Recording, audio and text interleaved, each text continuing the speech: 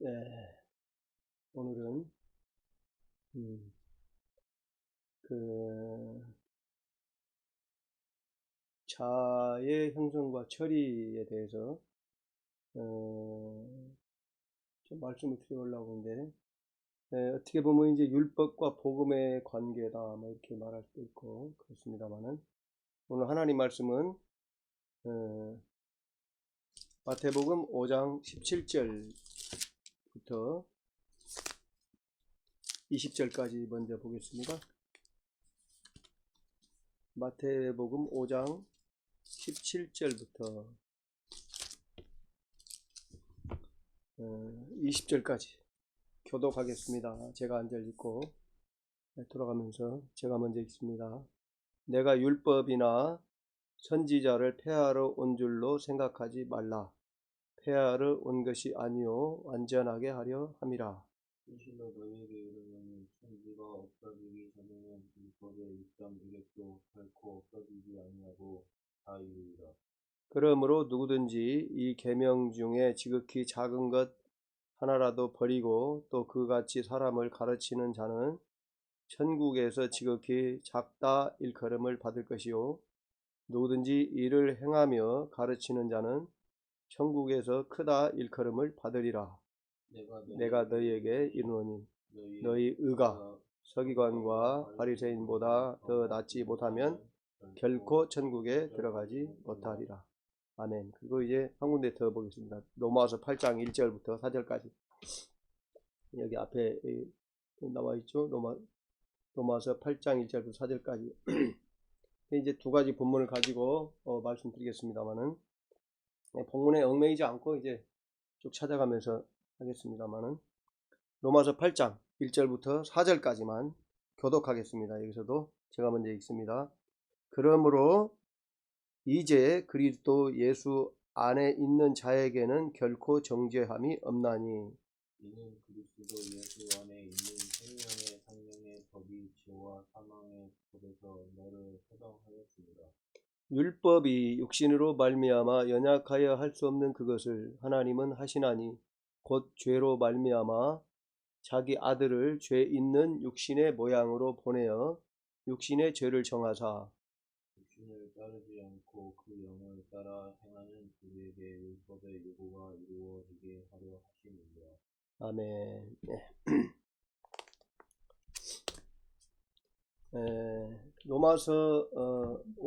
마태복음 5장 17절부터 20절을 보면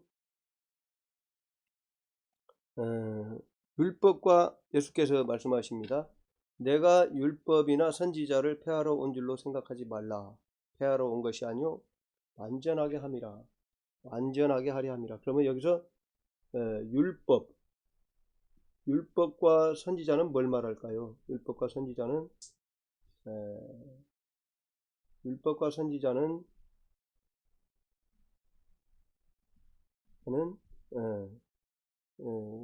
이제 그 21절을 보면 마태복음 5장 21절을 보면 옛사람에게 말한 바 할인하지 말라. 옛사람이 누굽니까? 여기서 옛사람은 구약 백성이죠. 시내산 언약에 속한 백성이에요. 언약이라는 걸 기억을 해야 돼요. 왜냐하면 인간이 아담으로 말미암아 아담 안에서 하나님 앞에 범죄함으로 하나님에게서 떠났는데 언약을 통해서 하나님과 관계가 맺어졌단 말이에요. 근데 그 언약이 시내산 언약이 있고, 대표적으로 신약성경에서 말하는 것은 시내산 언약이 있고 또 새 언약이 있죠. 율법과 선지자가 뭘 말하느냐? 옛사람, 21절에 옛사람에게 말한 바, 여기서 그러니까 시내산 옛사람이라는 건 여기서 옛 언약에 속한 사람을 말하는 거예요. 옛 언약에 속한 사람. 그렇죠? 근데 22절에 보면 나는 너희에게 이르노니, 그러면 너희는 누구냐는 거죠. 너희는 이제 결국 새 언약에 속한 사람이란 말이에요. 예수께서 뭐라고 그랬어요? 복음서에는 누가복음, 마태마가 누가 있지만 누가복음 22장 20절 보면 뭐라고 얘기했습니까? 계속해서 내가 이는 내 피로 세운 새 언약이니 그렇단 말이에요. 그러니까 언약을 세우러 왔다고 말하는 거죠. 언약을 세우러. 언약이라는 것은 일종의 어떻게 보면 이제 하나의 큰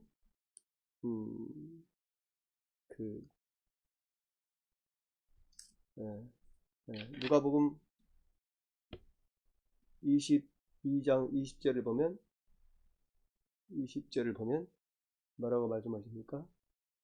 20절을 보면 저녁 먹은 후에 잔도 그와 같이 하여 이르시되 이 잔은 내 피로 세우는 새 언약이니 새 언약을 세우신다.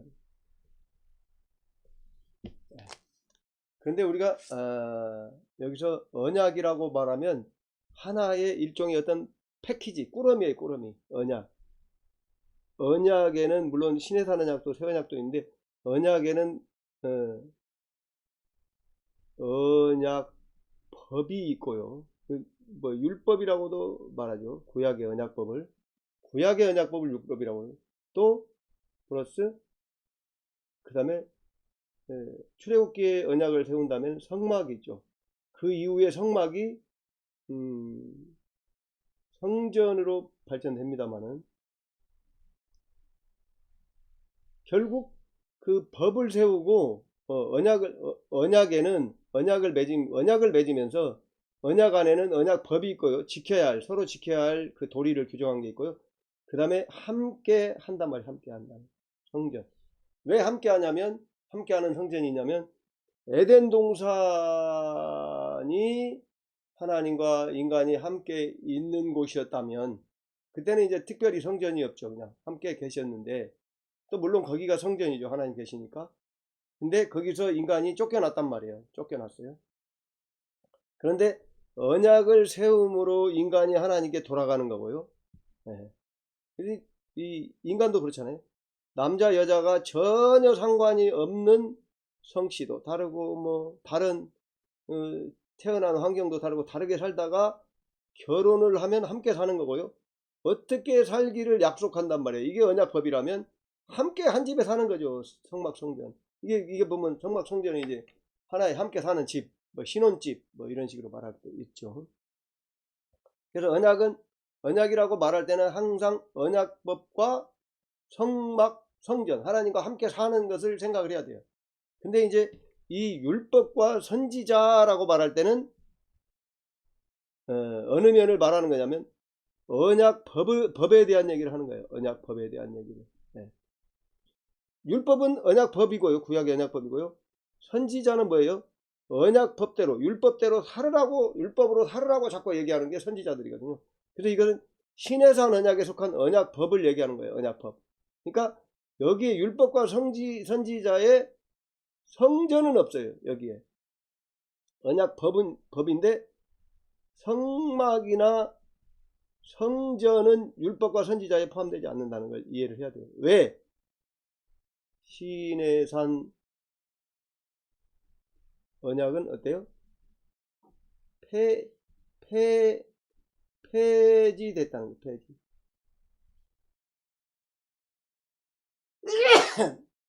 어디에 나와 있냐면 정확하게 나와 있는 건 히브리서 8장 12절입니다. 3절입니까?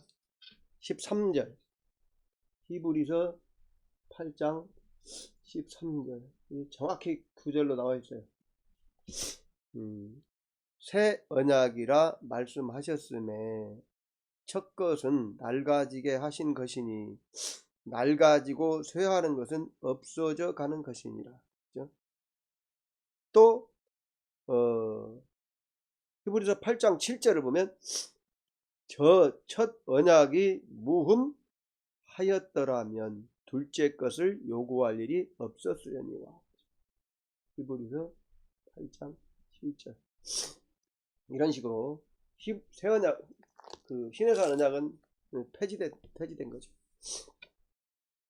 그래서 이제 마태복음 5장 17절로 돌아가면 내가 율법이나 선지자를 폐하러 온 줄로 생각하지 말라. 폐하러 온 것이 아니요 완전하게 하려 함이로다. 그렇죠. 그러니까 마태복음 5장 17절에 율법과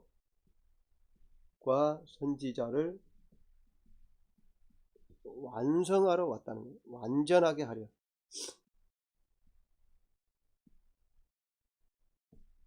하려고 오셨다는 거죠. 예수님이. 율법과 선지자를 어떻게 완전하게 하느냐.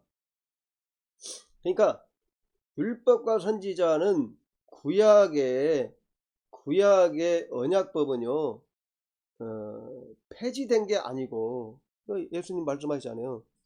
그 18절에 진실로 너희에게 이르노니 천지가 없어지기 전에는 율법의 1.1획도 결코 없어지지 아니하고 다 이루리라. 율법이 이루어진다는 거예요. 율법이 이루어진다는 거예요. 그러니까 이 율법이 구약의 언약법인 율법이 새 언약의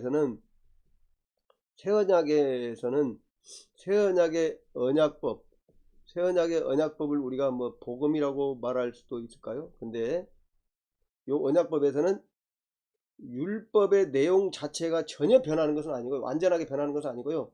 우리가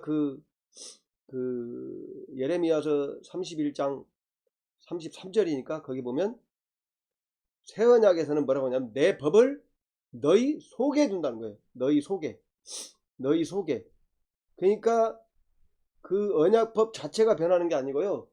그 언약법을 계시하는 방법이 바뀌었다는 거예요. 그리고 이제 물론 마태복음이나 이런 데 보면 아까 5장 21절 보면 옛사람에게 말한 바 살인하지 말라. 누구든지 살인하면 심판을 받게 되리라 하였다는 것을 내가 너희에게 들었으나 나는 너희에게 이르노니 형제에게 노하는 자마다 심판을 받게 되고 형제를 대하여 라가라 하는 자는 공회에 잡혀가게 되고 미련한 놈이라 하는 자는 지옥복에 들어가게 되리라. 그러니까 언약법의 내용 자체가 변경된 것은 아니지만 구약에서 신약으로 새 언약이 바뀌면서 첫째는 그 성도들의 속에 언약법을 두게 되고 두 번째로는 강화됩니다. 좀 강화되죠. 업그레이드 된단 말이에요. 좀 강화돼요. 그러나 본질적인 것이 바뀌는 건 아니에요. 그래서 우리 교회에서도 십계명에 대한 얘기를 한단 말이에요. 대표적으로 우리가 율법 그러면 출애굽기 20장에서 23장에 기록되어 있는 것이 가장 기본적인 율법이죠. 출애굽기 20에서부터 23장에 기록되어 있는 것이, 그 중에 이제 20장에서는 이제 십계명이 기록되어 있고요. 여호와 하나님께 직접 받은 계명이죠. 이스라엘 백성들이. 그래서 너희 속에 있고 강화되는 거예요. 율법을 강화시키는 거예요. 강화되는 것을 생각해야 돼요. 근데 완전하게 한다는 의미는 뭘까를 생각해야 돼요. 완전하게. 그래서 우리가 여기서 이제 이게 기록하는 판이 져가지고 지울 수밖에 없는데, 이제 로마서로 가보자는 거예요. 완전하게 한다는 말이 무슨 의미, 어떻게 나타나는지. 우리에게는 그게 주어져 있지 않습니까? 네? 우리에겐 주어져 있단 말이에요. 로마서 8장으로 가겠습니다. 로마서 8장 1절부터 보면, 로마서 8장 1절에서 뭘 말하냐면, 그러므로 이제 그리스도 예수 안에 있는 자에게는 결코 정죄함이 없나니. 요건 뭘 말하냐면 우리가 칭의를 말해요. 칭의. 의롭게 칭함 받은 거. 그래서 이 칭의는요, 칭의, 중생, 우리가 양자되는 거, 우리가 하나님께 믿음을 받은 거, 거듭나는 믿음을 받았잖아요. 5가지인데, 칭의, 중생, 양자, 믿음. 하나는 생각이 안 나네요. 이게 동시에 일어나는 거예요. 뭐 나중에 이게 뭐 다까지는 이제 생각해 보시고, 어쨌든 칭의는 그 우리가 거듭난 것을 말하고 또 하나님의 자녀된 것을 말하고 그 하나님의 자녀되는 믿음을 받았음을 말하는 거예요. 한 가지 생각이 안 나요. 8장 1절에 말하고, 그러니까 정죄함이 없는 거예요. 이제 말하자면 이거는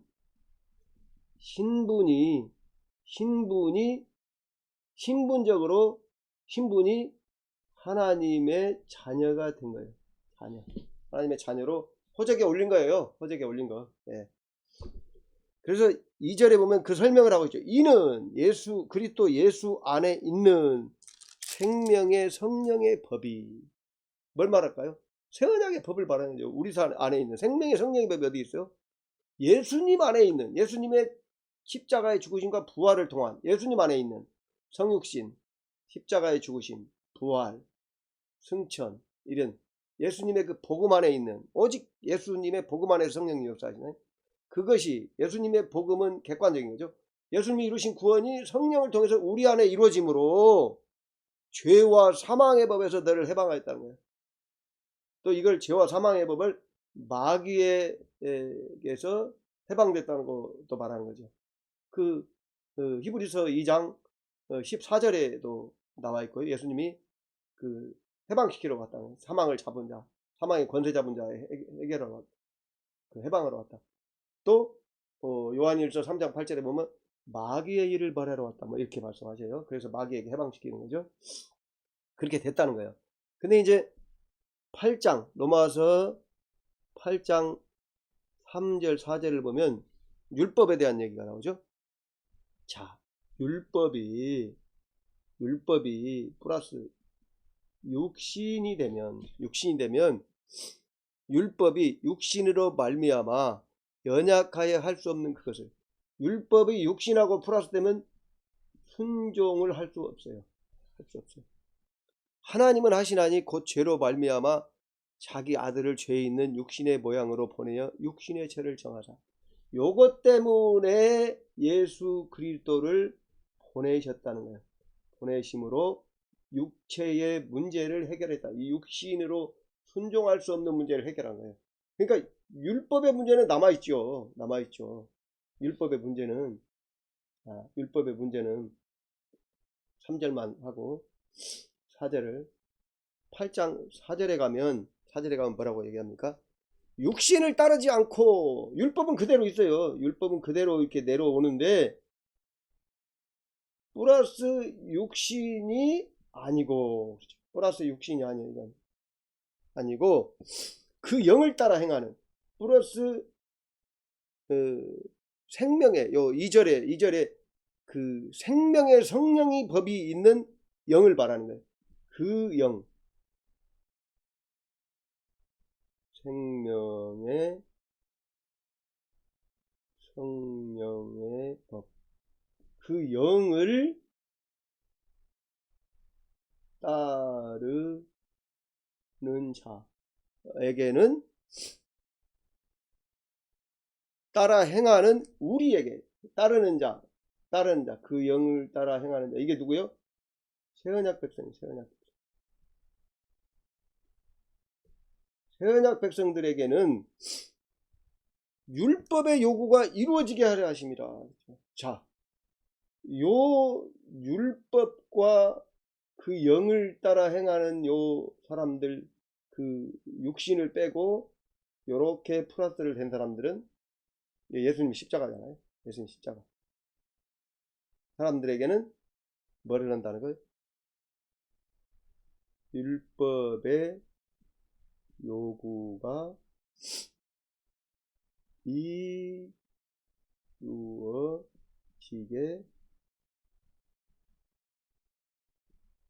하려 하시. 자, 예수 그리스도의 십자가에 죽으신 것이 요 3절에 나왔잖아요. 이 로마서 8장 3절에 예수 그리스도의 보내심이, 로마서 8장 1절부터 4절에서는 율법의 요구가 이루어지게 하려 하심이라는 데에 초점을 맞추고 있어요. 요구가 이루어지게 하려 하심. 율법의 요구가 이루어진다는 것은 하나님이 왕으로서 통치가 이제 하나님 말씀이 그대로 이루어진 걸 말하는 거예요. 물론 예수님이 그 제사장적인 사역도 있고 선지자적인 사역도 있어 선포도 하지만 그 선포된 것이 이루어지도록 다스리는 이루어진 거예요. 그러니까 그 율법의 요구가 이루어지게 하려 하신다는 거예요. 그러니까 결국 뭔 말이에요? 마태복음 5장 17절에서부터 20절에 말하는 율법을 갖다가 폐하러 온 것이 아니고 완전하게 하러 오셨다. 그러면서 마태복음 5장 18절에 진실로 내가 너에게 이르노니 천지가 없어지기 전에는 율법의 1.1획도 결코 없어지지 아니하고 다 이루리라. 그렇죠.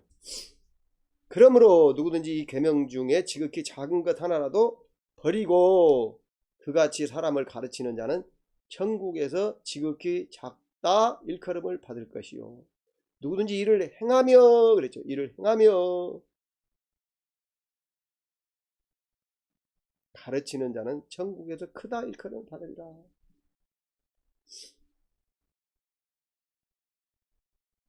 네, 좀 지우고요. 네, 좀 지우는 시간에 생각을 해보시기를 바랍니다. 자, 행하며 가르치는 자는 이게 이제 굉장히 핵심인데요. 좀 그 부분도 이제 우리가 생각해야 할 부분이 있는데 이게 참 쉽지 않네요. 이렇게 좀 즐기면서 해야지. 자, 마태복음 5장 19절에 누구든지 그렇죠. 누구든지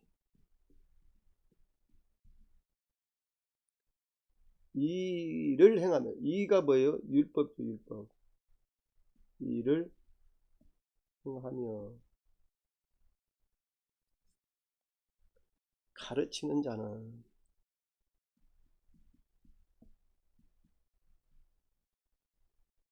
천국에서 크다 일컬음 받을.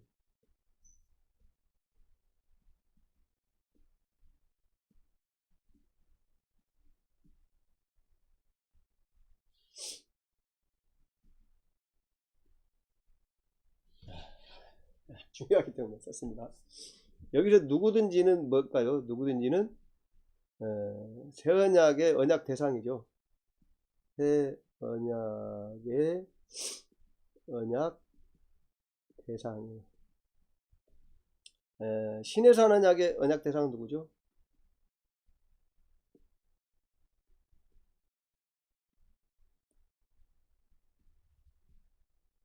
야곱의 자손이죠.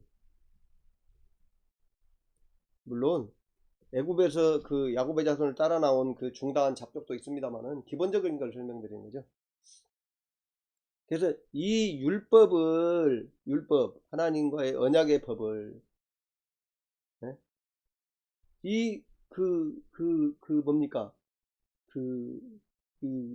신의 산 언약의 새 언약에서도 언약법은 폐지된 게 아니라고 예수님 말씀하셨고 아까 로마서 8장 3, 4절에도 그 영을 따라 행하는 자들에게 율법의 요구가 이루어지게 한다고 그랬잖아요. 율법이 폐지된 게 아니잖아요. 그 누구든지는 이 율법을 행하며 1단계로 1단계 행하며 그랬죠. 행하며 근데 이게 행하며가 1단계로는 우리가 시작은 그 예수 그리스도를 믿고 누구든지 육신 중심에서 시작합니다. 육신 중심에서. 예수 믿는다고 금방 그 어른이 되는 건 아니잖아요. 그래서 이제 그 율법과 그 그리스도인들이 성도들이 그 율법 아래 사는 문제와 관련해서 많이 가르치고 있는 내용이 이제 갈라디아서죠. 그래서 그 갈라디아서 4장 21절에도 보면 율법 아래 있고자 하는 자들아 율법에 대한 얘기를 아주 강력하게 가르치는 것이 갈라디아서예요. 물론 로마서에서도 로마서 7장에 율법에 대한 얘기를 하죠. 율법 육신 하는데 율법의 문제를 가장 잘 말씀하는 데가 이제 갈라디아서예요. 그러나 물론 율법과 복음의 문제를 논리적으로 쭉 설명하진 않죠. 왜냐하면 갈라디아 교회의 문제에 국한해서 말하기 때문에. 그렇죠. 1단계 육신 중심에 대해서도 하나님 뜻대로 행하는 것이 있어야 돼요. 이 율법을. 그러니까 어떻게 깨닫는 만큼 행하는 노력이 있어야 돼요. 이것을 우리가 의지를 드린다고, 의지 드림이라고 말하는 건데요. 자신이 행할 수는 없어요. 1단계에서도 성령의 도우심으로 합니다만은, 어찌됐든지 간에 바울 사도도 그렇게 말하잖아요. 예수 믿기 전에도 자기가 어떻다고요? 율법으로 흠이 없는 자라고. 이게 뭐예요? 육신 중심이라고. 육신 중심. 바울 사도도 육신 중심에서 율법대로 살기를, 그분은 아예 유대인으로서 살기를, 흠이 없도록 살기를 열심히 살았던 분이에요. 그렇죠. 그런데 바울 사도는 자꾸 율법 아래에 있지 말고 성령 아래로 가라고 자꾸 얘기를 하는 거예요. 그런데 그 말이 율법을 버리라는 말이 아니라는 말이에요. 율법을 버리라는 말이 아니에요. 언약법이에요. 언약법. 근데 그 말이 아까 로마서에서 얘기했지만 육신으로 사는 것이 아니다고 자꾸 말하는 거죠. 그래서 갈라디아서 3장에서도 너희가 성령으로 시작했다가 육체로 마치겠느냐? 거기서 육체가 되나요? 육신이나 같은 말이라고 했죠. 육체로 마치겠느냐? 육신으로 돌아가겠느냐? 육신은 아까 로마서 8장 3절에 로마서 8장 3, 4절에 육신으로는 율법대로 순종하여 살 수 없다고 그랬어요. 분명히. 그 영을 따라 행하는. 거기서 그 영이 누구냐? 2절에 나오는 성령의, 생명의 성령의 법, 성령님. 그 성령님이 내주에 거시는 인간의 영, 그렇게 같이 볼 수 있죠. 그래서 이제 로마서 8장 5절부터 이제 쭉 이어서 나오죠. 영의 생각은 생명과 평안이나 육신의 생각은 죽음이라고 말하죠. 사망이라고 말하잖아요. 그러면서 육신대로 살면 반드시 죽을 것이로되 영으로서 그 몸의 행실을 죽이면 살리라. 이렇게 로마서 8장에 쭉 얘기하고 있어요. 근데 제가 오늘 말씀드리고 싶은 중요한 문제가 뭐냐면 육신 중심의 단계에서도 의지드림이 필요하다는 거예요. 그래서 제가 유튜브 방송을 시작하면서 1-1번 맨 처음에 시작한 방송이 뭐냐면 하나님의 뜻을 알려면 하나님의 뜻대로 살고자 하는 마음이 있어야 됩니다. 살고자 함이 있어야 돼요. 살고자 하는 노력이 있어야 돼요. 이게 없으면 아무것도 아니에요. 아무것도 아니에요. 아까도 말씀드렸지만 바울 사도가 그렇게 유대인으로서 정말 율법에 흠이 없도록 살았다고 했잖아요. 이게 있단 말이에요. 바울 사도도 그게 허탄한 세월이라고 말하지 않는단 말이에요. 그게 완전히 잘못된 게 아니에요.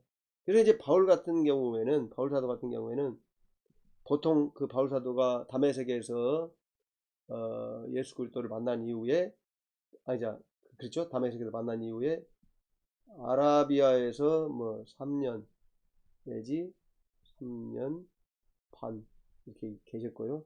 그 다음에 길리기아 다소, 바울 사도의 고향이죠. 여기서 9년 반 내지 어떤 분은 12년까지 이렇게 있다는 거예요.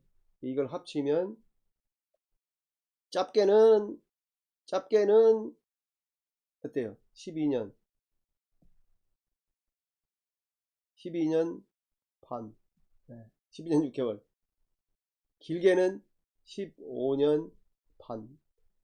보통 그냥 12년에서 15년 이렇게 말해요. 그렇게 말씀을 하는데 제가 이제 본 책에서는 그래요. 근데 우리가 이 기간 동안에 뭘 바울 사도가 하셨을까?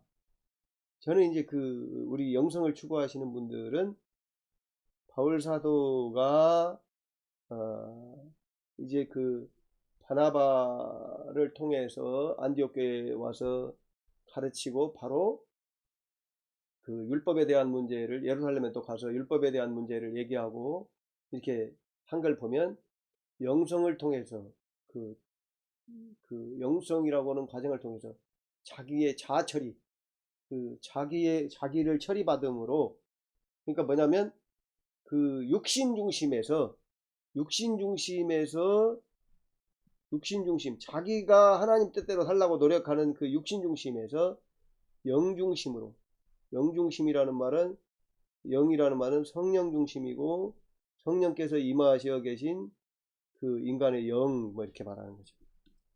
왜 그렇게 말하냐면 로마서 8장 16절인가요? 6절을 보면 성령이 친히 우리의 영과 더불어 우리의 영과 함께 우리가 하나님의 자녀인 것을 증거하는, 그러니까 성령이 우리의 인간의 영 안에 들어오셔서 우리가 새롭게 되기 때문에, 거듭나고 하나님의 자녀가 되기 때문에 영중심으로, 그 영중심으로 뭡니까? 신분이 바뀌는 데는 담에색에서 바뀌었지만 상태, 영적 수준이 성장하고 신학을 정립하고 하는 데는 바울사도도 그런 기간이 걸렸다는 거예요. 9년 내지 12년이 소요됐다, 이렇게 말하는 겁니다. 그러니까 바울사도는 뭐냐면 그 율법대로 살기를 힘쓰는 단계가 있고요. 그 다음에 9년에서 12년의 영성의 단계가 있고요. 그 다음에 선생으로 사는 단계가 있단 말이에요. 그 히브리서 5장 12절에 때가 오래므로 너희가 선생이 되었을 텐데, 뭐 이렇게 말하잖아요. 그리고 이제 고린도전서 3장에도 너희가 아직도 육신에 속한 자, 곧 그리스도 안에서 어린아이다, 이렇게 말하잖아요. 그러니까 어른이 돼야 되는데, 장성한 자가 돼야 되는데, 뭐 그런 말을 한단 말이에요. 그런 것을 이제 볼 때에, 그래서 이제 우리가 그 영성을 뭐라고 봐야 되느냐, 영성을요, 하나님의 말씀. 여기서 하나님의 말씀은 물론 새 언약의 언약법입니다. 새 언약의 언약법인데, 이 언약법이, 율법이 첫째 내면화된 거고요. 거듭난 인간 안에 성령으로 내면화된 것이고, 두 번째 강화된 것이죠. 율법이 이렇게 내면화되고 강화된 것이지 율법과 관계없는 게 아니라는 걸 기억해야 돼요. 이 하나님의 말씀, 영성이라는 게 이 하나님의 말씀을 육신 중심에서 순종하여 살던 단계에서, 이게 노력이 있어야 돼요. 이게 당연히. 예.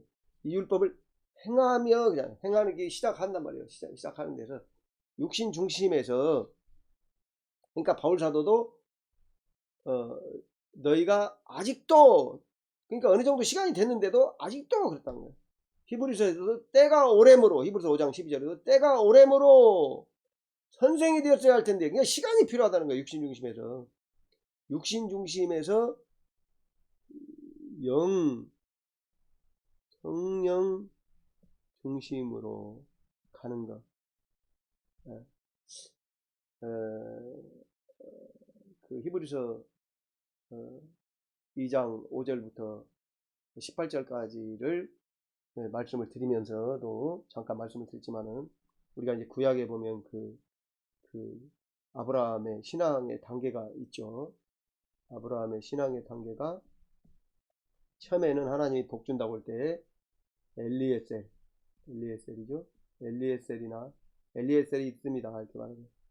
그 다음에 두 번째 또 하나님 말씀하시는 이스마엘이 나온 다음에는 이스마엘에게 복 달라 하죠.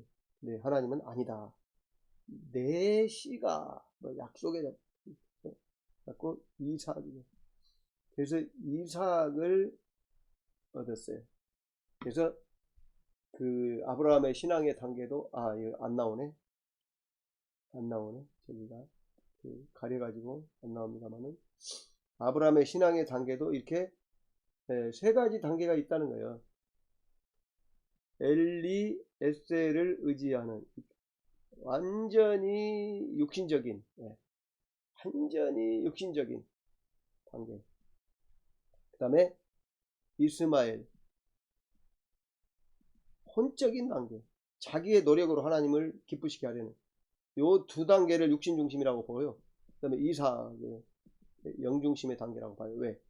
이삭을 통해서 예수 그리스도가 오시잖아요. 그러니까 결국은 이삭의 허리에 예수님 계시는 거죠. 그렇게 보는 거죠.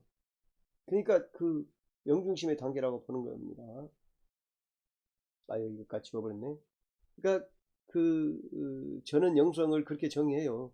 물론 뭐 한마디로 말할 수는 없지만 그 하나님의 말씀대로 살고, 아까도 말씀드렸잖아요. 바울 사도도 세 가지 단계가 있다. 그런 것처럼 그러면서 바울 사도도 다시 한번 말씀드리면 신해산 언약 율법을 육신으로 행하려고 노력하던 단계가 있고요. 그 다음에 다메섹 사건 이후에 변화를 받아가지고 아라비아와 다소에서 한 12년 내지 15년 동안 이렇게 그 성장하는 단계가 있고요. 그 다음에 이제 선생의 역할을. 근데 이 선생에서도 계속 성장하는 거죠. 뭐 얘가 성장이라고 말하면 성숙이라고 말할 수 있어요. 성숙. 성장이라고 말하면 과일이 어떻게 보면 이제 그 크기가 다 크는 거죠. 크기가 다 이렇게 커서 사과라면요. 사과가 좀 별로네요. 사과가 이렇게 된다면 크기는 다 거의 컸어요. 성장. 근데 성숙은 뭐냐면 여기에 이제 맛이 드는 거예요. 맛이. 이 말하자면 풋사과 떨어지면 못 먹잖아요. 크기가 다 컸어도요. 못 먹죠. 풋사과에는 그리고 독이 있어요. 독이 강해요. 그래서 왜 못 따먹게 익어야 씨를 퍼칠 수 있으니까 뭐 그렇다고 봅니다만은 성숙 단계는 맛이 드는 단계. 건축물로 말하면 성장이라고 그러면 겉에 이 집이 거의 이렇게 지어지죠. 이렇게 집이 다 지어지고 뭐. 근데 이제 성숙은 내부에다가 뭐죠? 여러 가지 이제 기본적인 집은 다 지어지는 게 성장이에요. 근데 성숙은 뭡니까? 이 성숙이라는 것은 안에다가 뭐 살림살이도 이제 이사를 가가지고 이제 뭐 이삿짐도 다 정리하고 뭐 해야 이제 사는 거죠. 맞아요. 집이 다 지어지고 뭐 싱크대도 있고 화장실도 있고 다 있어도요. 이사를 안 가면 이사 가가지고 뭐 거울도 달고 이제 뭐 액자도 달고 뭐 다 해야 되지 않습니까? 뭐 이제 장롱도 갖다 놓고 이제 거기다 살림살이도 갖다 놓고 다 해야 되는 거죠. 예를 들어서 내가 어느 집에 초대받아서 하루 한 번 갔다. 그 내 집이 아니잖아요. 살으라고 해도 못 살죠. 뭐가 있어요? 뭐가 살겠어요? 안 되죠. 성장과 성숙은 뭐 차이가 있어요. 명확하게 뭐 구분하기는 어렵지만 성장과 성숙은 구분된다는 사실을 이해하시라는 거예요. 구분된다. 그래서 이제 예수님의 마태복음과 로마서 8장. 그 다음에 그러니까 1단계 말씀드렸죠. 의지드림, 육신 중심의 단계가 있고요. 2단계 뭐가 있을까요? 육신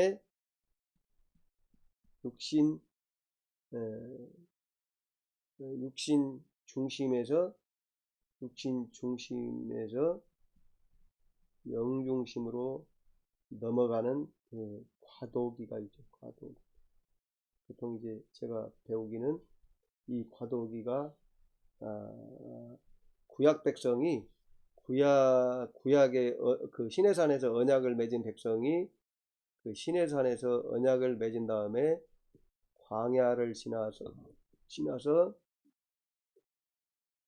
어디를 건넙니까? 요단을 건너죠. 요단을 건넌 이후에 여리고성을 무너뜨리는, 여기 여리고성이 와르르 무너지죠. 무너지면서 이스라엘 백성들의 사고도 바뀌어요. 사고도 이스라엘 백성들 자기 이스라엘 중심으로 사는 자기들 중심에서 하나님 중심으로 바뀝니다. 왜 그런 일이 있냐면 여리고성을 7일을 돌았잖아요. 근데 6일 동안에는 한 바퀴씩 돌고 7일째는 7바퀴를 돌고 소리를 지렀단 말이에요. 나팔을 불고. 성이 무너져요. 강한 성이 무너진다면. 그러니까 이건 인간적인 생각으로 될 수 없는 거죠. 근데 하나님의 말씀대로 그대로 된다는 거예요. 하나님 말씀대로 그대로 된다. 그러니까 그들이 이스라엘 백성들이 시내산에서 말씀을 받았고 광야를 지나서 요단을 건너면서 훈련을 받고 했는데 하면서 쭉 성장을 했는데 여리고성에 와서 더 구체적으로 바뀐 거예요. 구체적으로. 그래서 이게 하나의 과도기다 이렇게 볼 수 있다는 겁니다. 과도기를 지나. 근데 과도기를 지난다고 해서 뭐가 다 되는 건 아니죠. 그 다음에 여리고성을 무너뜨리고 다음에 바로 아이성에 들어가 또 실패를 하죠. 그런 단계를 거쳐서 이제 쭉 가고요. 가고 또 여리고성 지나서 아이성을 지나가지고 또 이제 그 가나안 땅 전체를 그 다 이스라엘에게 차지하게 되고요. 이 땅을 어떻습니까? 이스라엘 지파가 다 나누어 가지죠. 물론 이제 그 세 지파는 두 지파파는 그 요단강 그 안 건너와 동편에 두 지파판이 정착했죠. 그러니까 9지파판이 이제 가나안 땅에 다 정착을 하게 되죠. 그래서 이제 이 3단계가 이어진다는 거예요. 3단계. 그 영중심이라고 말할 수 있는, 영중심이라고 해도 100% 하나님 말씀대로 사는 건 아니지만 영중심, 하나님 중심이라고 할까요? 히브리서에서는 이것을 안 나오네. 히브리서에서는 안식에 들어감, 완전으로 나아감. 이게 안 나오네.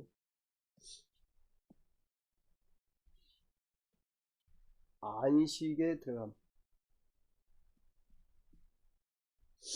히브리서 3, 4장에서는 얘기해요. 히브리서 3, 4장에서는 얘기고요. 그 안식에 들어간다는 말이 그 히브리서 끝에 가서는 안 나오지만요. 그 히브리서 3, 4장의 그 중요한 주제가 안식이잖아요. 안식에 들어가게 하시는 것이 예수님의 제사장적인 사역, 십자가의 죽으심으로 나옵니다만은, 어쨌든 하나님 중심의 삶이 구체적으로 시작되는 단계가 있단 말입니다. 그러니까 뭐라고 할까요? 이러한 과정이 있단 말이에요. 과정이 로마서도 보면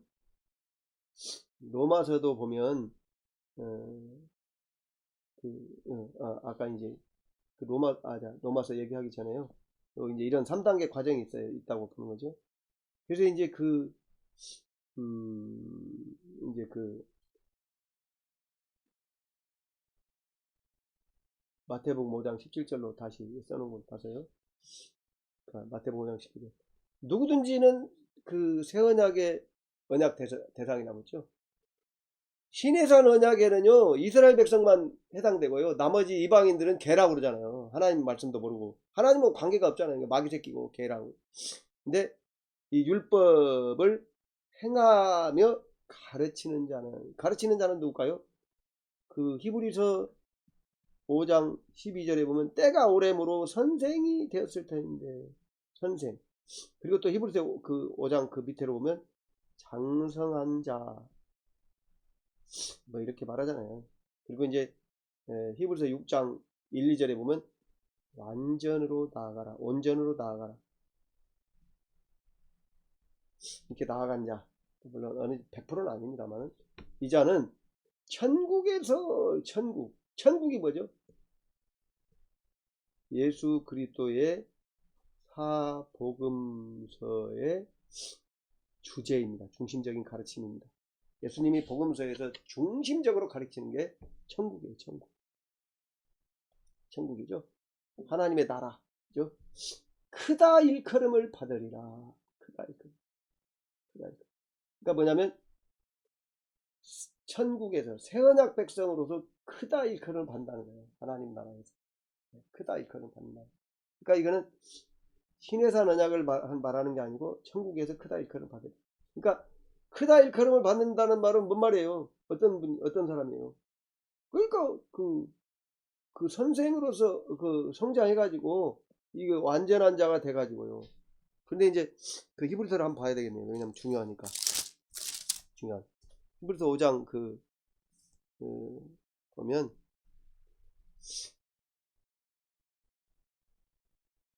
5장 12절에 보면 때가 오래되었으므로 너희가 마땅히 선생이 되었을 터인데 너희가 다시 하나님의 말씀의 초보에 대하여 누구에게서 가르침을 받아야 할 처지이니 단단한 음식은 못 먹고 젖이나 먹어야 할 자가 되었도다.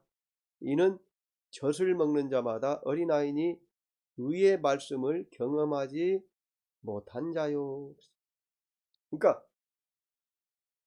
어린아이는 젖이나 먹는다는 거예요. 이 젖이 뭘 말한다고요?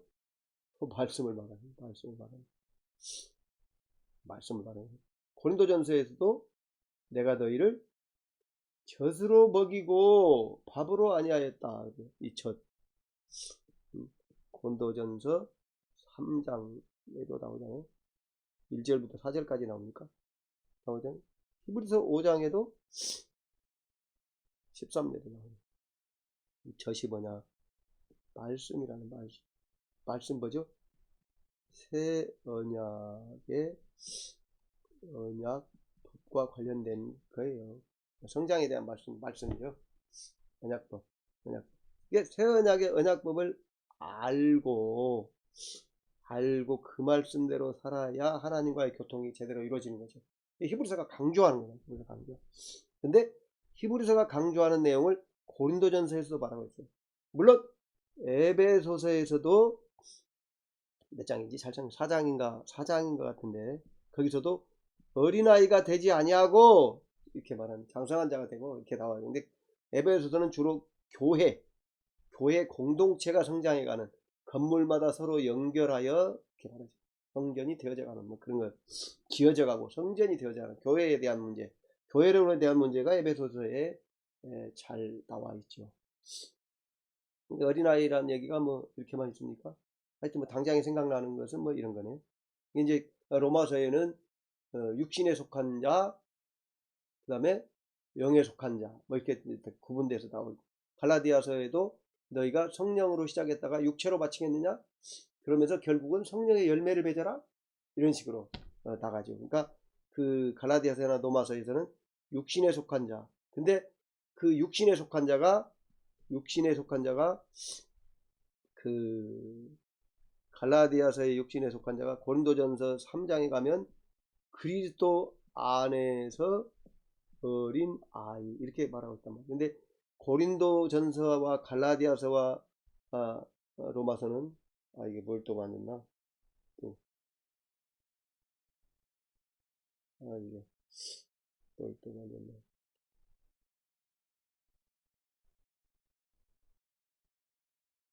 만졌네요. 하여튼 이게 칠판을 사용할 수가 없네. 이게 그래서 이제 이게 복잡하네요. 근데 이 갈라디아서와 말로 그냥 하겠습니다. 갈라디아서에서 말하는 육신이 갈라디아서와 고린도전서나 로마서나 이게 다 바울 사도가 쓰신 말이기 때문에 쓰신 성경이 그 편지잖아요. 서신이기 때문에 그 갈라디아서에서 말한 그 육신을 고린도전서에서 말한 그 그리스도 안에서 어린아이라고 해석하는데 문제가 없어요. 크게 문제가 없습니다. 이제 어떻게 보면 그 고린도 교회에 보낸 편지는 조금 더 뭐랄까요, 쉽게 얘기했다고 할까요? 뭐 그런 의미라고 볼 수가 있죠. 뭐 그렇게 볼 수가 있어요. 왜냐하면 이제 고린도에서는 뭐 1년 반 정도 머무셨나요? 에베소에서는 바울 사도가 뭐 한 3년씩 머무시면서 그 주위에 이제 복음을 전했고요. 뭐 이런 편지기 때문에 처음부터 끝까지 뭐 논리적으로 쭉 기록한 것이 아니기 때문에 그런 차이들이 있습니다만은 이게 뭘 만지긴 만졌는데 이게 또 여기 맞는데 색깔 글씨가 이상해졌네. 네. 아마 이제 지우는 건 그만두고 어쨌든 간에 이제 본래대로 돌아왔네 또. 이게 참 어려운 많네요. 이게 옛날에 하던 방식으로 화이트보드에다 쓰고 지우고 해야 가장 쉬운 것 같은데 그렇게 하려면 또 화이트보드를 갖다 놓고 여러 가지 어려운 점이 있어서 이런 방법을 쓰니까 어렵습니다만은, 자, 오늘은 마태복음 5장 17절에서 20절까지 하고 로마서 8장 1절부터 4절까지와 관련해서 얘기를 했어요. 그리고 이제 또 한 가지 우리가 자철이가 아니고 자파세, 철이나 파세나 자파세와 영의 해방이라는 책이 있잖아요. 네, 책이죠. 그 이제 이게 또 이것을 또 다른 이름으로 번역한 책이 있어요. 아유, 제가 갖고 있는데 저기 있는데 생각이 안 나니까 그냥 넘어가겠습니다. 넘어가겠는데, 네. 근데 이 자아파세와 영의 해방에 보면 이 아주 좋은 책인데 이 자아 처리에 대한 얘기를 하고 있죠. 자아. 저도 이제 그 자아 처리에 대한 그 관심을 가지고, 자아라는 말이 프로이드가 심리학에서 한 말이잖아요. 프로이드가 자아 라는 말을 했어요. 물론 이제 이드라고 하는데 본능, 에고, 여기가 이제 자아예요. 슈퍼 에고. 제가 심리학도 상담 심리학을 공부했어요. 그래서 이제 거기서 이제 근데 슈퍼 에고, 초자아. 이제 슈퍼 에고는 개인적인 도덕 선생이에요. 도덕 선생. 슈퍼 에고대로 가르친 대로 살면 이제 아주 훌륭한 삶이 되고, 본능대로 살면 이제 짐승처럼 사는 거죠. 이 자아는 중간에서 뭡니까? 이제 그걸 조절을 하는 거죠. 말하자면 이게 제가 그림을 잘 못 그려서, 이게 말이 있다면, 말 같은지 모르겠는데 말이 달려가고 있다면 이제 이렇게 의자가 있고 그다음에 이제 마차가 이렇게 있겠죠. 이제 이 본능은, 이게 이제 본능이에요. 말처럼 막 달려간단 말이에요.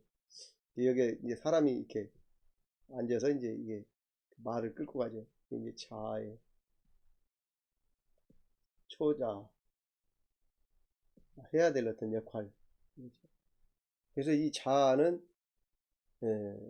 이걸 끌고 간다는, 이게 부담을 가지고 이렇게 살아야 되는 부담을 가지고 이 말이 막 달려가는데 뭡니까? 조절을 하는 그런 거예요. 그런 식으로 이해를 할 수, 그렇게 말을 해요. 그런 식으로 이해를 할 수도 있어요. 그러니까 이 자아는 이게 나예요. 이게 인간이란 말이에요. 인간. 이게 자아 중심이라는 말이 에고 중심, 에고이즘 뭐 이런 말이 물론 뭐 나쁜 말로 사용되긴 합니다. 이기주의라는 말로 사용되기도 합니다만은 꼭 그렇게만 사용될 수 있는 얘기는 아니고요. 이 나라는 말이에요. 나. 그러니까 이 나는 짐승처럼 안 살고. 근데 이제 이 자라는 말을 이 자아파세와 영의 해방에서 갖다 쓸 때는 이 자라는 말을 육신 중심의 삶, 인간 중심? 아, 이게 참 어렵죠. 나 중심의 삶. 육신 중심의 삶이라는 것은요, 인간의 영과 육신이 거듭나가지고 거듭난 영혼이 어느 정도 성장했을 때 인간의 영이 어느 정도 인식될 때에 구분되어질 수 있는 개념입니다. 이 육신이라고 그러면 우리가 몸과 혼을 말하는 거예요. 혼, 정신을 말하는 거예요. 함께 말하는 거고, 영은 인간의 영을 말하는 거예요. 우리는 보통 우리가 보통 한국말로 영혼이라고 말할 때는 영 플러스 혼이 아니고요. 영을 말한다고 보는 거예요. 왜냐하면 이 육신이라고 말할 때 육신이 나잖아요. 그러니까 인간이잖아. 인간을 말한다. 나 인간을 말한다. 나 인간을 말한단 말이에요. 인간 중심. 그러면은 인간도 인격이 있단 말이에요. 근데 몸은 말하자면 좀 안 좋게 얘기하면 고깃덩어리 살과 뼈를 말하는 거. 혼은 인격을 말하는 거잖아요. 육신에도 인격이 있다고 보는 거예요. 인격이 있다. 그러니까 몸과 혼을 육신이라고. 영에는 물론 영에도 인격이 있죠. 영의 몸은 우리가 고린도전서 15장에 보면 땅에 속한 형체도 있고 하늘에 속한 형체도 있고 영의 몸. 우리가 이제 그 예수님 재림하시고 부활하게 되면 천국에 가게 되면 영의 몸을 입는데 그때 온전하게 드러날 몸이죠. 그러니까 영에도 어떤 영적인 하늘에 속한 몸도 있고 인격도 있고 이렇게 그래서 영과 육신으로 나누는데 영과 육신이 인간이 영 중심의 삶이 있고 육신 중심의 삶이 있구나. 영이 있고 육신이 있구나라고 했을 때 육신 중심이라는 말이 이해될 수 있죠. 그런데 요 단계를 영과 육신이 분리되는 분리된다는 말이 뭐 두 개가 된다는 말이 아니고요. 영신 중심으로 사라지기도 하고 육신 중심으로 사라지기도 하고 이렇게 어느 정도 아까 말한 그 1단계 육신 중심, 2단계 과도기, 3단계 영 중심, 과도기 이상을 지나야 영 중심이나 육신 중심이냐는 말이 이해가 될 수 있잖아요. 근데 인간 중심, 나 중심이라고 말할 때는 여기서는 영과 육신이 혼합된 거죠. 혼합. 물과 잉크가 혼합된 것처럼 혼합되어 있는, 함께 있는, 분리하지 못한 단계예요. 그래서 이 자아 중심이라는 말이 굉장히 어려운 말이란 말입니다. 어려운 말입니다. 그리고 그 자아 파쇄와 영의 해방에서 이 자아 파쇄를 말할 때는 어떨까요? 그 프로이드의 그 자아 개념이 아니고요. 말할 때는요. 여기서 말할 때는 육신이라는 개념이에요. 여기서는 육신이라는 개념이에요. 말하자면 이제 그 갈라디아서나 뭐 로마서나 육신이라는 개념은 우리가 사르크스라고 그러죠. 사르크스. 갑자기 잘 생각이 안 나네요. 사르크스. 갑자기 또 아는 체를 하려고 하니까 또 사르크스. 이거는 헬라어입니다. 육신이라는 거죠. 이거는 몸과 구분되는 거예요. 몸은 우리가 이렇게 소마라고 해요. 소마 이건 이제 몸 살덩어리를 말하는 고깃덩어리. 죄송합니다. 몸을 말하는 거죠. 이해가 쉽게 하기 위해서 하다 보니까. 근데 여기 자라고 말할 때는 육신을 의미한다는 거예요. 육신. 로마서나 갈라디아서나 뭐 고린도전서나 아주 나와 있죠. 히브리서는 뭐 육신이라는 말을 쓰지 않습니다. 네. 이 육신인데, 그러니까 육신이 고깃덩어리를 말하는 게 아니라는 거예요. 이 육신, 근데 여기서 자라고 말할 때는 단지 육신을 말하는데,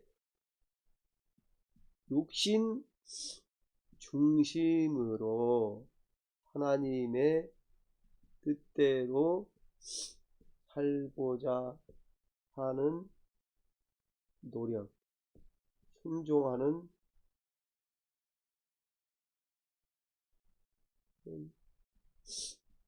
삶을 말하는 거예요. 바울 사도로 말하면 그 담에색 이전에 율법에 흠이 역시 살던 할게요.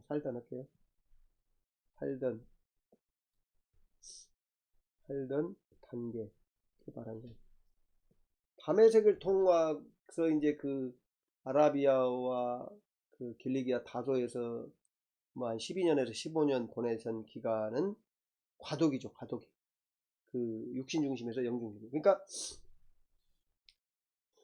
자아파세와 영의 해방을 보고 은혜를 받을 수 있는 사람은 누구냐면 육신 중심으로 하나님의 뜻대로 살기를 위해서 몸부림을 치는데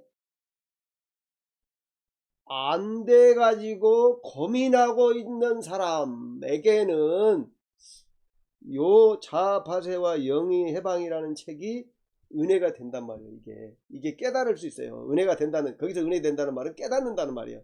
우리가 은혜라는 말을 잘 사용해야 되는데 하나님이 우리에게 주신 은혜가 아니고 우리가 은혜 받는다는 말을 먹는데 깨닫는다는 거예요. 자아파세 영의 해방이라는 걸 책을 읽고 깨달을 수 있는 사람은 이러한 단계, 바울 사도가 율법이 흠이 없이 살던 단계, 이러한 단계에 있던 사람이 나 스스로는 하나님 뜻대로 할 수 없어. 아까 로마서 그 8장 말했잖아요. 3절. 율법이 육신으로 말미암아 연약하여 할 수 없는 그것. 그러니까 율법이 율법대로 하나님 뜻대로, 율법이란 건 하나님 뜻입니다. 하나님 뜻대로 살라고 몸부림을 치는데 안 되는 단계. 자, 그러니까 요 다시 말하면 로마서 7장에서 말하면 특히 로마서 7장 24절이 이게 바울이 아까 말한 과도기의 죄송합니다. 과도기에 경험한 얘기라고 보는데 제가 과도기 신학적으로는 바울 사도가 예수 믿는 다음에 임의와 아직이죠. 하나님 나라의 임의와 아직 사이에서 뭐랄까요? 갈등하는 갈등하는 성도라고 할까요? 인간은 뭐 그런 갈등 없습니다. 갈등하는 성도의 고뇌라고 할까요? 여기에 요 사람들, 오호라 나는 공고한 사람이로다.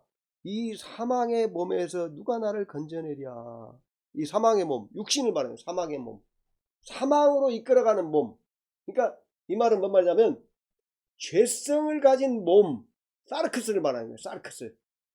소마가 아니고요. 이거 사망의 몸, 그러니까 몸, 소마 아니고요. 사망의 몸, 나를 사망으로 이끌어가는 나, 육신, 사르크스는 죄성을 가진, 여기서 죄성이라고 말할 땐 죄와 구분하는 거예요. 죄는 죄성에서 나온 결과, 죄성이라면 죄를 만들어내는 공장, 계속 죄를 생산해내요. 내 안에 공장이 있다는 거예요. 공장. 내가 예수 믿어서 하나님 자녀가 됐는데도 공장이 있다는 거예요. 아직. 그것이 사망으로 이끌어가는 몸이란 말이에요. 공장이 있다는 거예요. 공장. 그것을 의미한다는 겁니다. 그러니까 이 로마서 7장 24절에 오호라 나는 공고한 사람이로다. 이 사망의 몸에서 누가 나를 건져내랴 하고 탄식하고 있는 이 사람에게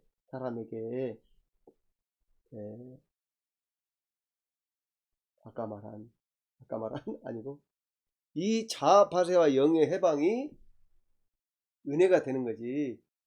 그런 게 전혀 없어요. 그런 게 전혀 없이 그냥 자기는 그냥 예배당에 가서 예배 드리고 또 물론 이제 11조도 하고 뭐 할렐루야 교회 봉사 많이 하고, 그래서 하나님의 말씀대로 내가 삶 속에서 사냐 안 사냐 하는 문제를 고민하기 이전에 하나님의 말씀대로 살라고 몸부림을 치는데 안 돼. 그래서 도대체 왜 안 되는 거야? 예수 믿으면 돼야 되는데. 네? 이렇게 고민하고 있는 단계에서, 정말 몸부림을 치는 단계에서 자아파세와 영의 해방이라는 책이 도움이 된다. 또 이제 또 한 가지 또 그 자아파세와 영의 해방이라는 책과 더불어서 이제 뭡니까? 영적 치유의 핵심. 이제 그 책도 그 영성에 많이 도움이 되잖아요. 영적 치유의 핵심이라는 책도 도움이 많이 되는데, 이 찰스 솔로몬 쓴 책이잖아요. 상담학자인데 영적 치유. 영적 치유라고 말하면 사람들이 은사에 대한 얘기를 많이 해요. 내적 치유가 영적 치유다 그런 말을 하는데 내적 치유라고 말할 때 1차적으로 뭐 은사도 말하고요. 은사는 인간 어떤 인간의 영중심의 것은 아니죠. 또 내적 치유라고 그래요. 이거는 은사적으로 하는 거는 혼의 치유입니다. 혼의 치유. 혼 자체의 치유예요. 어려워, 너무나 어려워요. 혼 자체를 치유하는 거예요. 혼 자체를 새롭게 하는 거죠. 혼 자체를. 그 다음에 내주하신 성령님 예수 그리스도의 십자가를 의지해서 하는 것은 이것은 뭐냐면 그러니까 자아 혼을 파쇄한다고 문제가 있어요. 왜냐하면 우리가 영의 해방이 됐을 때도 혼이 주인으로 살던 데에서 이 혼이 그 안에 내주하신 성령님을 순종하는 내 영을 순종하는 단계로 가는 것이기 때문에 혼 자체를 파쇄한다고 하는 문제가 있죠. 말하자면 자기중심적인 혼을 파쇄한다고 이렇게 말을 해야 돼요. 자아는 자기중심적인 혼을 말하는 거예요. 자기중심적인. 여기서 자기중심이라고 말할 때는요. 자기중심이라고 말할 때는 그럼 자기중심이 아니고 어떻게 살아야 돼요? 성령님 중심. 이게 참 죄송합니다만 어렵습니다만은 내주하신 성령님 중심과 구분한다. 아까 예수 믿고 초기 단계 육신으로 열심히 하려고는 1단계 육신 단계 2단계 과도기를 지나야 내주하신 성령님의 중심과 자기 중심이 구분되기 시작한다고 그러죠. 그래서 이 혼을 파쇄한다는 말을 그래서 안 쓰는 거예요. 그런데 혼도 좀 관련이 되긴 합니다만은 이게 나 중심으로 살라고는 혼. 이제 새 사람이 된다는 말이 새롭게 되는 거죠. 이게 새 사람이 된다는 말이 새 사람도 좀 설명을 드리겠습니다만 새 사람이 된다는 말이 날마다 새로워진다. 날마다. 이거는 뭐냐면 수준에 있어서 새로워지는 거죠. 수준. 참. 수준. 영적 수준이 새로워지는 거예요. 자, 영적인 신분은 아까 로마서 8장 1절에 거듭날 때 칭의를 받을 때에 새로워졌잖아요. 그러니까 그리고 우리가 예수님을 믿고 성령님이 내 안에 들어오셔서 우리가 새로운 존재가 되는 것은 순간에 되는 거예요. 순간에 되는 거고 완전해지는 거예요. 다시 존재가 새로워지기 위해서 내가 하나님 자녀가 한 번 됐으면 하나님 자녀가 되기 위해서 애쓰는 건 아니란 말이에요. 하나님 자녀가 되기 위해서 애쓰는 건 아니죠. 하나님 자녀는 한 번 됐잖아요. 내가 아들을 낳았어요. 아들을 낳았는데 내 아들이 자꾸만 내 아들이 되려고 애를 쓰는 거예요. 아빠, 내가 당신 아들이 맞습니까? 뭐 그런 거 할 필요 없잖아요. 아들이 되려고 애쓰는 게 아니에요. 그게 아니고 아들이 이제 됐으니까 아들로서 합당하게 사는 거죠. 성장을 하는 거예요. 성장을 하는 거예요. 그런 성장과 그러니까 이 세 사람 바울 사도가 말하는 고린도 후서에서 말하는 겉사람은 후패하나 속사람 날로 새롭도다. 날마다 새로워진다. 날마다 죽는다라고 말할 때는 자아가 죽는다는 거예요. 나 중심으로 살라고는 나 중심, 육심 중심으로 살라고 하는 것이 죽는 거고요. 날마다 새로워진다. 성장한다. 이런 말은 속사람 중심으로 말하는 거예요.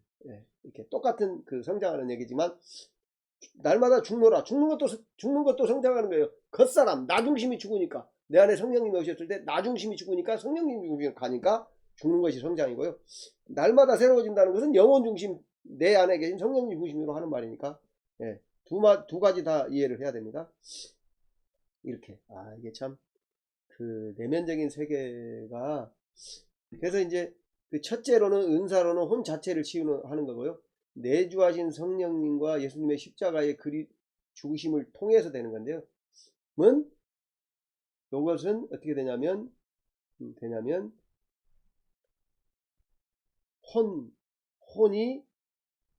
혼이 새롭게 되는 거죠. 맞아면 혼이 자기 중심으로 사는 거죠. 맞아면 거듭난 영혼을 인식하지 못하고, 거듭난 영혼을 인식 못하고 자기 중심으로 살던 것이 이 자기 중심적인 혼이 파쇄돼 가지고 영의 해방, 이 혼이 영의 동생이 된다고 할까요?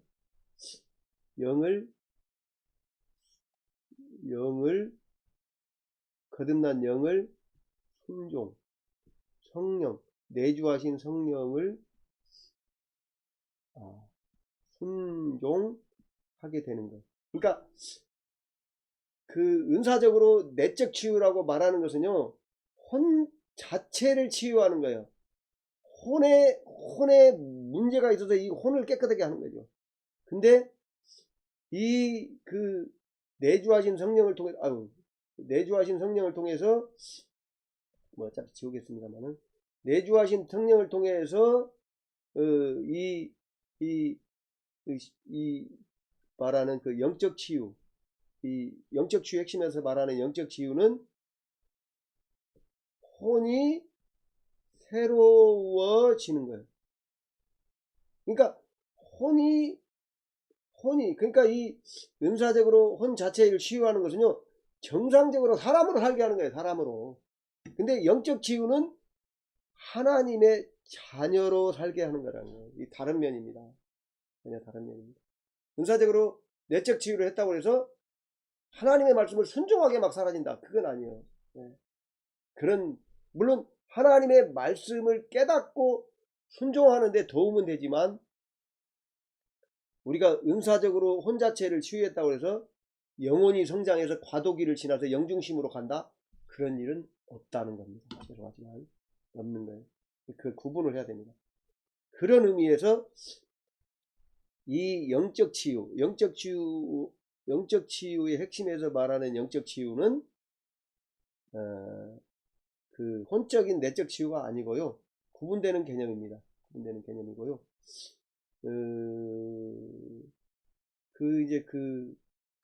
이거는 영적 치유는 자기 안에 계신 예수님을 통해서. 그래서 여기와 관련된 그 책을 보려면 갈보리의 십자가, 이거는 티켓이 펜 루이스라고 하는 영국의 여자분인데요. 개신교, 목사님이 아니에요. 그 평신도예요. 영국에서 그 캐직사경에서 말씀도 전하고요. 남편은 그 공무원이었다고 그래요. 제가 알기는. 아주 정상적인 삶을 사시는 평신도인데, 갈보리의 십자가의 도, 뭐 이런 여러 책이 있어요.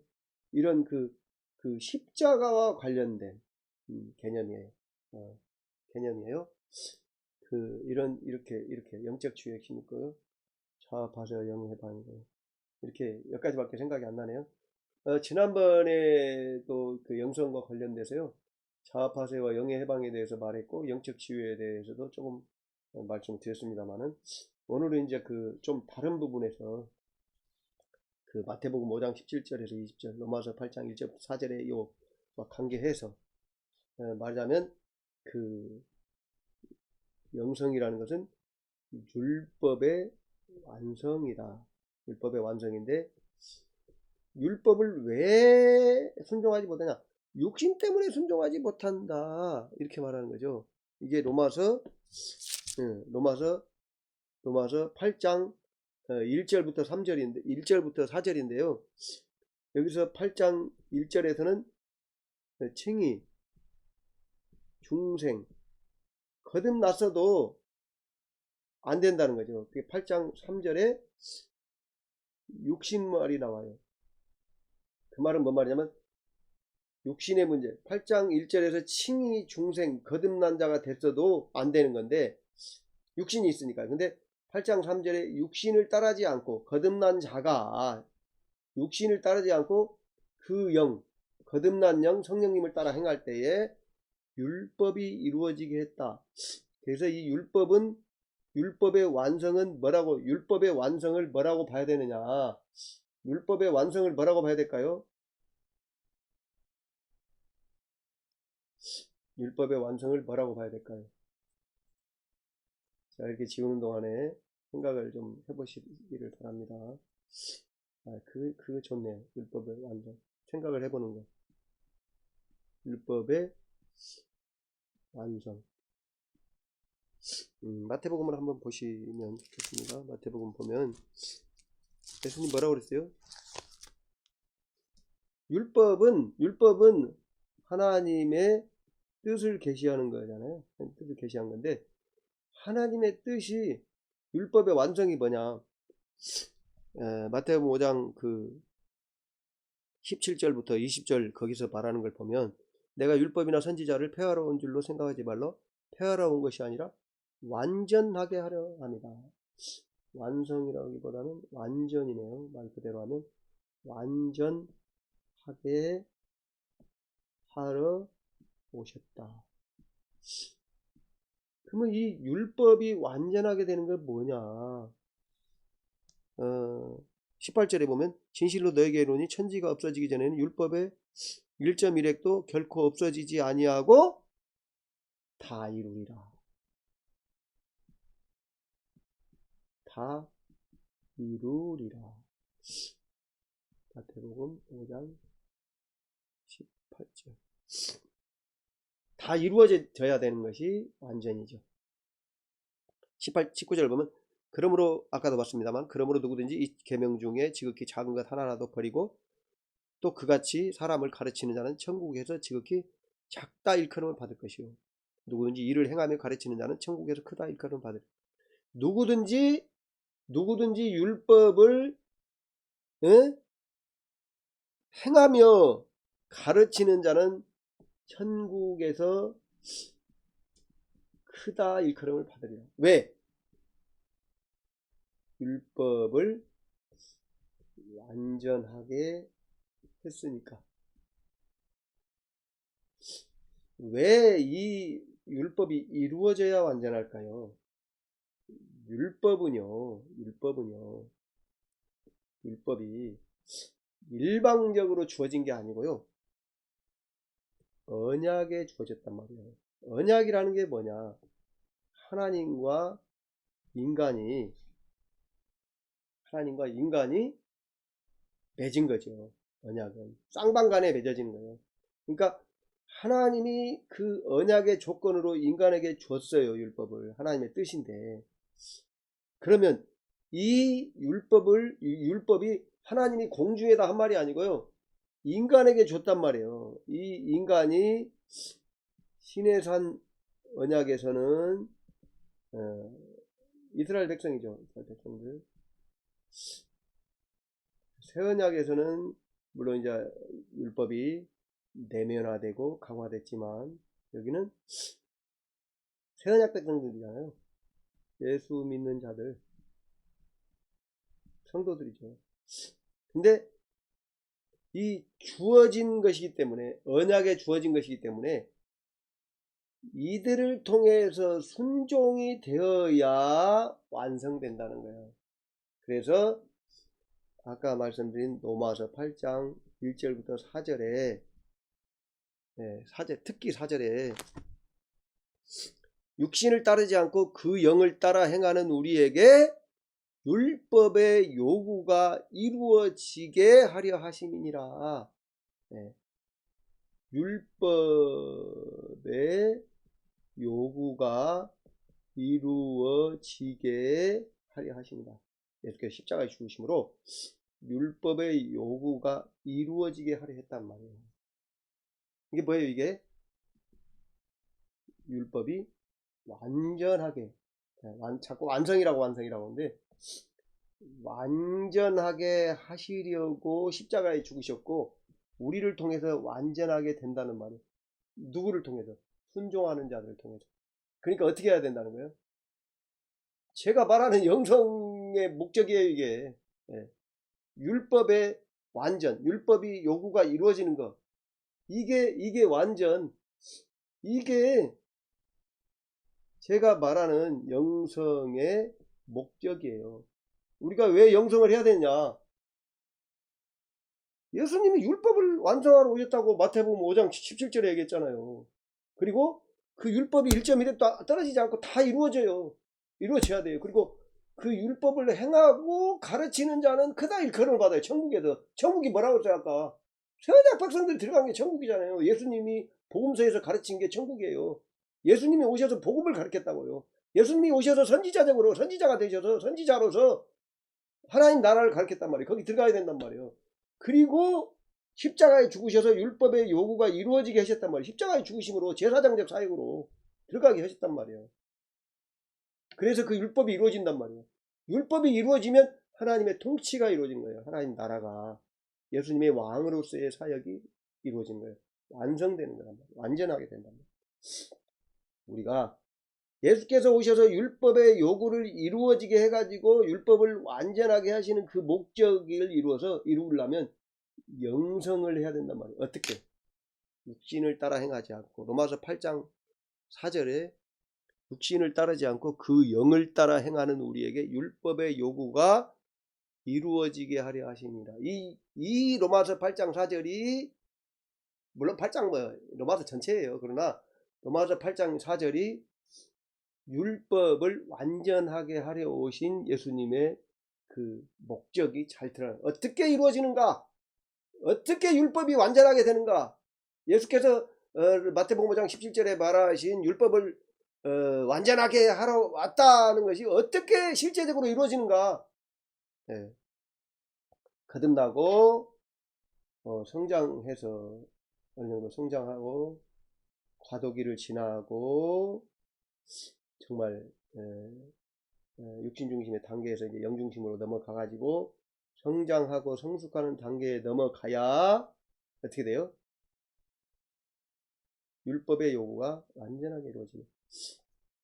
그래서 예수님이 복음에서 말씀하신 복음에서 예수 그리스도의 새 언약 세우신 새 언약이 아까 그 누가복음 22장 20절을 참조하라고 했죠. 그리고 새 언약은 하나의 꾸러미라고 했죠. 꾸러미 패키지 꾸러미라고 할까요? 패키지 뭐 그 예수님이 오셔서 뭐 복음 전하러 왔다, 십자가에 죽으러 왔다, 뭐 이렇게 단편적으로 그 모든 것이 하나의 꾸러미란 말입니다. 꾸러미. 예수님의 사역만 해도 선지자적인 사역, 왕적 사역, 제사장적 사역. 예수님의 그 어마어마해요. 하나님께서 정말 기쁘시게 받은 제사는 오로지 그 예수님의 십자가에 죽으신 것밖에 없잖아요. 흠이 없는 제물만 받잖아요. 구약에 흠이 없는 제물만 받는다고 그랬잖아요. 근데 그 짐승이 다 해결합니까? 흠이 없습니까? 아니죠. 흠이 없는 제물은 오로지 예수님밖에 없어요. 그러니까 아브라함에게 엘리에셀도 있고 이스마엘도 있고 이삭도 있는데 이삭만 드린단 말이에요. 왜? 이삭이 흠이 없는 제물이라고 하나님이 받으시게. 왜? 하나님이 약속으로 준 아들이에요. 하나님이 주신 아들이란 말이에요. 그걸 받는다는 말이에요. 하나님이 인간의 것을 뺏어가지 않는다. 하나님이 주신 것을 하나님께 드리면 하나님이 받는데 실제적으로는 하나님이 받으셔서 깨끗하게 하셔가지고 준단 말이에요. 아브라함에게. 그리고 실제로 그러니까 그 아브라함도 그 준비된 양을 드리잖아요. 양을. 그 양, 예수님이 대신 죽으시고 이삭은 받는단 말이에요. 그런 일이 이루어지는 거죠. 율법의 율법의 율법을 완전하게 하러 오신 예수님이 새 언약을 세우시고 그 새 언약이 적용되는 로마서 8장 4절, 육신을 따르지 않고 그 영을 따라 행하는 우리에게. 그리고 이제 로마서 8장 13절도 보면 너희가 육신대로 살면 반드시 죽을 것이로되 영으로서 몸의 행실을 죽이면 살리니. 어떻게 보면 이제 로마서 8장 4절은 육신을 따르지 않고 그 영을 따라 행하는 우리에게 율법의 요구가 이루어지게 하려 하심이니라. 그것은 이제 로마서 8장 3절에서 예수께서 십자가에 죽으심으로 그런 그 율법을 완전하게 하는 제도 좀 그렇죠. 길을 내셨다 말하는 거고, 로마서 8장 13절에서는 그렇게 하라라, 권면이죠. 권면. 우리에게 권면하는 거죠. 권면하는 거라고 볼 수 있죠. 살아라, 명령하는 거죠. 살아라. 응? 영으로서 몸의 행실을 죽여라. 육신대로 살지 말고 영으로서 몸의 행실을 죽여라. 로마서 8장 4절에는 육신을 따르지 않고 그 영을 따라 행하는 우리에게 율법의 요구가 이루어지게 하셨다. 이거는 예수 그리스도의 사역을 바라는, 그렇게 하셨다. 하나님이 예수님을 통해서. 로마서 8장 13절에는 성도들에게 그렇게 살아라. 그래서 로마서 8장 13절에 대해서도 지난번에 한번 말씀드렸고요. 굉장히 중요한, 성경에 있는 말씀은 다 중요합니다. 그런데 예수님 뭐라고 얘기했어요? 율법의 1.1획도 떨어지지 않아요. 다 이룹니다. 성경에 있는 말씀들을요, 다 묵상을 해야 돼요. 그러니까 어느 말씀이 깨달아지지 않으면요, 끝까지 그걸 붙들고 성령님에게 물어봐요. 언제까지? 깨달아질 때까지죠. 사람을 통해서 깨달아주든, 어떤 목사님을 통해서 깨달아주든, 뭐 유튜브를 통해서 깨달아지든, 뭐 텔레비를 통해서 깨닫든, 어떤 사람과의 대화를 통해서 깨닫든, 계속 깨달아질 때까지 성령님에게 물어야 돼요. 제가요, 재밌는 얘기를 하나 해드리면, 영이 성장한다는 거, 영혼의 성장, 이게 참 도저히 이해되지 않는 그런 부분이었죠. 그래서 얼마나 고민을 많이 했는지 모릅니다. 영이 성장하는 게 뭐냐? 영이 어떻게 성장합니까? 네? 영이 어떻게 성장해요? 영이 성장합니까? 영의 성장. 아까 자아파서 영의 해방도 얘기했습니다만, 제가 알고 싶었던 건 영의 성장. 자, 거듭남. 완전하게 구원받는단 말이에요. 성령님이 임하셔서. 칭의, 양자 다 마찬가지죠. 근데 뭔 영혼이 성장합니까? 네. 영혼의 성장은 이게 인간이라면, 네? 네. 이게 영이고 육신이라면 거듭날 때 영은 완전해진단 말이에요. 근데 어떻게 영이 성장합니까? 이거 가지고요, 제가 고등학교 때 한 18세에서 20세, 20세에 시작했다고 그래도요, 한 45세? 그때 깨달았어요. 25년 동안 궁금하게 여긴 거예요. 해결을 못한 거예요. 분분히 40세인가 45세인가 정확하지 않습니다만은 오랜 시간이 걸렸다는 거예요. 근데 영의 성장이 뭡니까? 영의 성장. 여러 번 제가 설명을 드립니다. 또 개인적으로도 만나면 성장을 드립니다만은,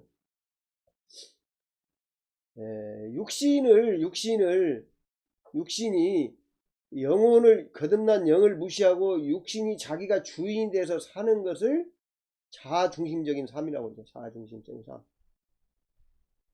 근데 이 자파세와 영의 해방을 한 책을 또 알고 뭐 여러 가지 책에 나와 있어요.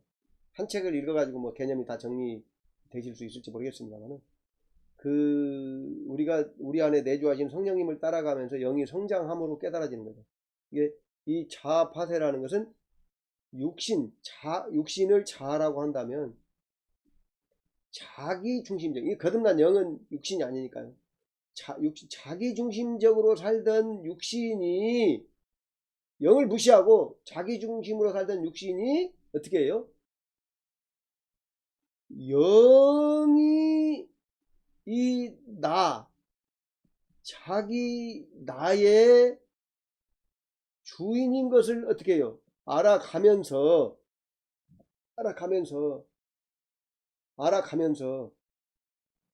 육신이 가지고 있던 주권을 영에게, 내 안에 계신 성령님에게 넘겨줌으로 영혼이 다스리는 범위가 이렇게 조금씩 넓어지는 거예요. 이렇게. 네. 조금 넓어지는 거예요. 넓어지는 거죠. 넓어지는 거예요. 이 넓어져서 영이 이만큼, 영이 크기가 큰 게 아니고요. 영이 다스리는, 성령님이 다스리는 범위가 넓어지는 거죠. 내 안에 임하신 하나님의 나라가 확장되는 거죠. 요것을, 이렇게 확장되는 것을 영의 입장, 성령님의 입장에서는 성령은 성장하시는 분이 아닐까요? 죄송하지만 이게 참 표현을 잘못하면 큰일 납니다. 영의 성장이라고 말하는 거예요. 영의 입장에서는 영의 성장이요. 영의 입장에선 영이 다스리는 범위가 넓어지니까요. 세력 범위가 넓으니까 영의 성장이요. 육신의 입장에서는 죽음이죠, 죽음. 네, 죽음. 쪼그라드는 거죠. 죽음이죠. 근데 나의 입장에서는 궁극적인 거죠. 그런데 실제적으로 나의 입장에서도요, 육신적으로는 우리가 영적으로 육신적이고 영적, 신앙적인 걸 구분해 본다면 육신적으로는 재난입니다. 사실은 내 영, 성령님이 나를 다스리기 시작하시면, 성령을 순종하기 시작하면 나를 육신의 욕망대로 이끌어가는 것이 아니고요. 이 세상적인 건 뭐죠? 세상, 돈, 권력, 그 다음에 쾌락이죠. 쾌락. 그 리차드 포스터라는 분이 쓴 책을 보면 그 책을 우리나라 말로 번역한 거는 돈, 권력, 섹스입니다. 근데 이 섹스라는 것은 쾌락을 상징하는 말이에요. 우리나라는 아주 부정적으로 섹스를 보기 때문에 섹스라는 말을 잘 사용하기는 그렇고, 쾌락. 세상의 원리는 돈과 권력과 쾌락이에요. 근데 성령님은 돈과 권력과 쾌락이 주어지는 방향으로 나를 이끌어가지 않아요. 그렇기 때문에 인간의 면에서 보면 어떻게 보면 재난이에요. 인간적인 면에서 보면, 육신적인 면에서 보면. 여기서 말하는 육신하고 여기서 말하는 육신은 다릅니다. 이래서 어려운 거예요. 성경이 이래서 어려운 거예요. 이 언어가 따로 있다면 얼마나 좋은데 그렇지 않다는 거예요. 알아들으셔야 돼요. 네. 영적으로 이루어온 거지, 하나님과의 관계에서 이루어온 거지, 육적인 거. 여기서 육신은 세상과의 관계를 말하는 거예요. 세상과의 관계하는 나를 말하는 거예요. 네. 그게 이롭지 않다는 거예요. 이렇게 영혼이 조금씩 성장해 간단 말입니다. 그래서 우리가 뭐랄까요, 좀 어떻게 보면 이제 실제적인 얘기가 아니고 추상적인 얘기로 들릴 수도 있지만 인간이 거듭났을 때 영과 육신 있잖아요. 육신이 힘이 셀 때, 이때는 육신 중심이라고 말하잖아요. 근데 영과 육신에서 여기가 요것이 한 대등한 단계에서 조금 넘어선다고 할까요? 대등한 관계하고 조금 넘어서는 단계, 영으로 가는 단계. 요게 이제 과도기죠, 과도기. 과도기.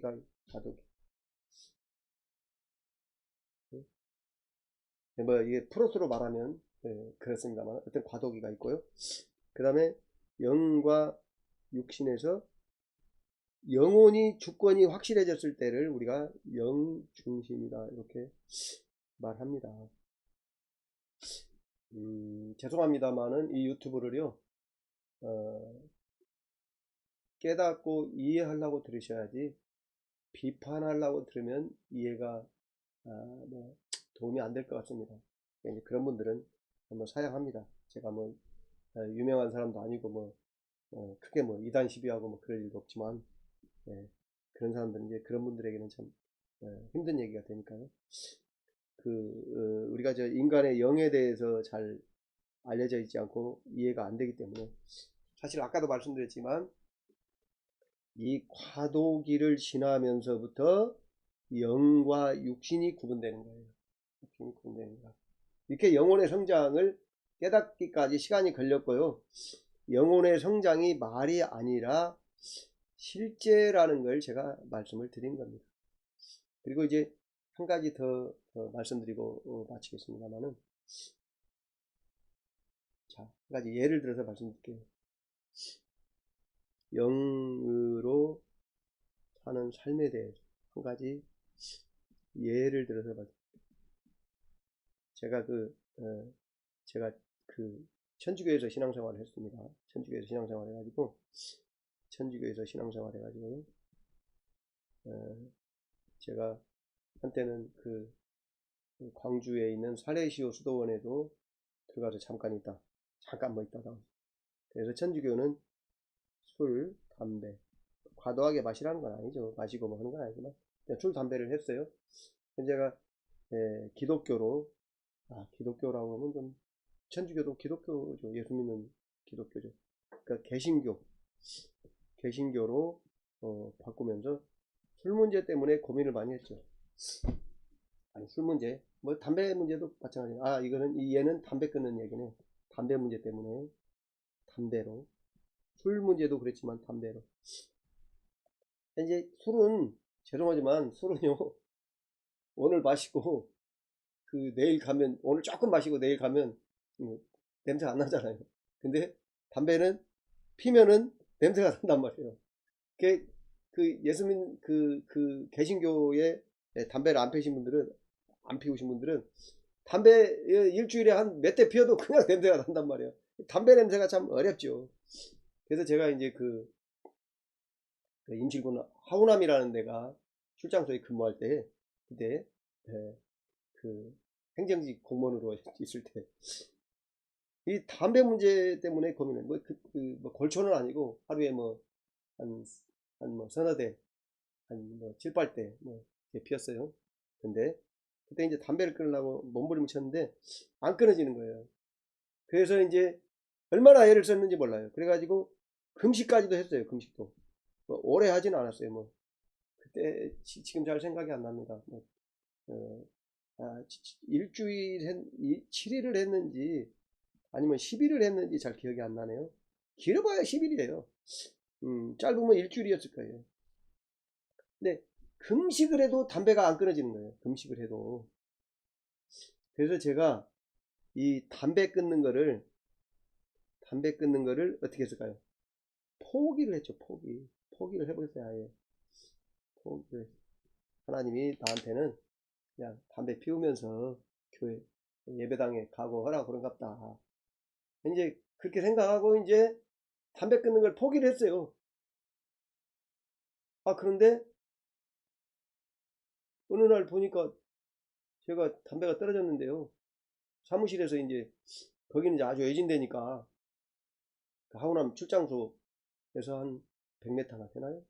가면 매운탕집이 있고 담배를 파는 데가 있었죠. 거기 끝에 가서 배를 타는 곳이 있고 뱃마당이 있는데 그가 살림집 하나, 매운탕집 하나 두 개가 있었는데 거기 담배를 파는데 거기 어느 날 보니까 담배를 사러 안 가는 거예요. 그러니까 담배가 끊어졌어요. 근데 사람들이 담배를 끊으면 한 대만 피우면 바로 있어서 피운다고 하는데 그 뒤로 그렇게 담배가 끊어진 뒤로 지금도 사람들이 담배를 피우면 담배 냄새가 역겹지가 않아요. 그냥 저는 담배 냄새 맡는 건 뭐 그래요. 그리고 그 뒤에도 한번 담배를 이렇게 빨아봤던가 잘 모르겠는데 담배에 대한 거부감도 없고 좋아하는 것도 없고 싫어하는 것도 없고 그냥 그래요. 담배는 담배다. 담배는 담배일 뿐이다. 그런 생각에 제가 뭐 아주 힘든 일이 있어서 혹시 담배를 한 대 피운다면 그 뭐 죄의식을 갖지 않겠습니다. 그게 뭐 그렇게 담배는 딱 담배일 뿐이다라는 거예요. 예. 담배가 뭐 악이다 선이다도 아니고요. 그 이후로는 담배의 냄새가 그렇게 역겹게 느껴지지 않았어요. 그래서 그 이후에 쭉 가면서 제가 경험한 게 뭐냐면 이 담배를 끊는 경험이 하나의 자처리와 자파세와 영의 해방의 경험이구나. 담배 끊는, 응? 영으로 사는 삶. 이 제게 있어서는 담배 끊는 경험, 요것이 이게 육신적으로 엄청나게 노력을 했죠. 이 담배 끊는 것이 하나님 뜻이고 그 배부르지 않는 거 먹지 말라고 했습니다. 담배 끊는 것이 하나님 육신적으로 알고 엄청난 노력을 했죠. 하나님의 말씀 순종하려고. 근데 안 됐어요. 그리고 포기를 하고 포기를 했어요. 그러니까 내 안에 거듭난 내가 포기하니까 생명의 성령의 법이 역사에서 끊어진 거예요. 이게 하나의 자아 파쇄와 제가 왜 이렇게 쓰고 시간을 보내냐면 생각을 하면서 들으시는 거예요. 자아 파쇄와 영의 해방. 자아 파쇄와 영의 해방은 자아 파쇄는 육신적인 면이고 영의 해방은 속사람의 면이라고 했죠. 이렇게 생각한다면 영의 입장에서는 해방이고요. 육신의 입장에서는 파쇄, 영이 이렇게 흘러나오는 영혼이 이렇게 점령하는 범위가 넓어져 가는 것이니까 이렇게 이해를 한다고 했죠. 이해를 하셔야 돼요. 인간의 육신의 노력, 포기, 의지드림이라는 단계가 있어요. 하나님은 인간에게 강제적으로 뭘 하시지 않고 의지를 들여서 나아갈 때 하나님의 법이 역사한다는 거예요. 이게 하나의 작은 저에게는 자아파쇄와 영의 해방의 경험이 됐어요. 나중에 깨달은 거예요. 나중에. 그 당시에 깨달은 건 아니에요. 아주 작은 경험이지만. 그래서 이게 내 안에 계신 성령님의 역사로 하나님의 은혜로 되어진 일이구나 하는 걸 깨달았다는 거예요. 자아파쇄와 영의 해방의 깨달음에 도움이 되라고 말씀을 드렸습니다. 이렇게 해서 오늘 말씀을 마치겠습니다만은 제가 말씀드리는 중간에 뭐랄까요,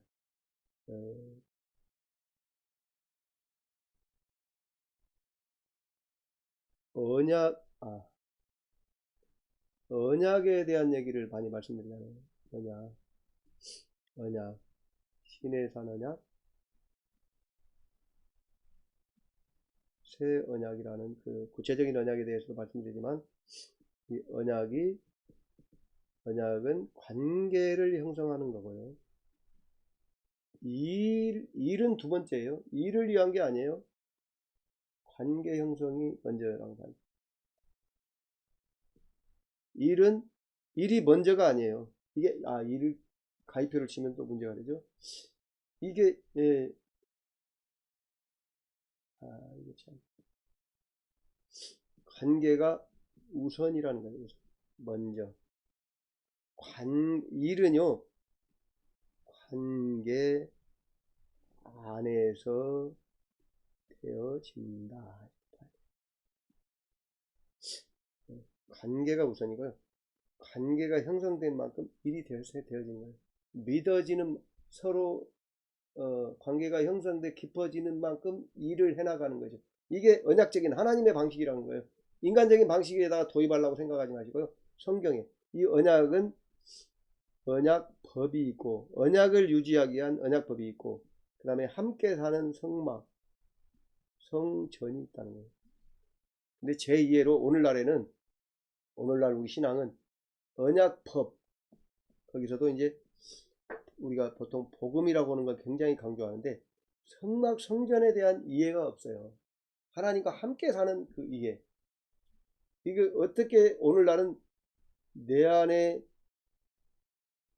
내주하신 성령님, 이 성령님을 통해서 우리 안에 임재하신 예수 그리스도, 뭐 하나님 뭐 상관없죠.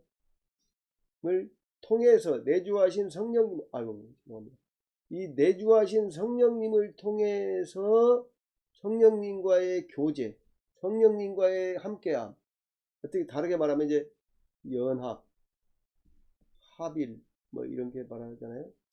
그 요한복음 15장에 내가 내 안에, 내가 내 안에.